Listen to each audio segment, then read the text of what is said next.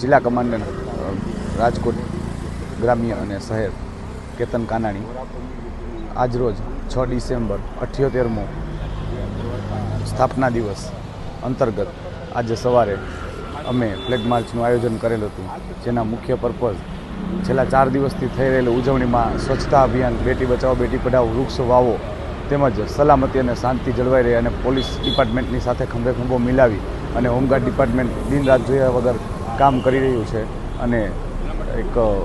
સારી કામગીરી થઈ રહી છે, જેના ભાગરૂપે આજરોજ 6 ડિસેમ્બરના અમારો હોમગાર્ડ સ્થાપના દિવસ હોય સવારે ફ્લેગ માર્ચનું આયોજન કરેલ હતું, જેમાં સીપી સાહેબની હાજરીમાં લીલી ઝંડી આપી અને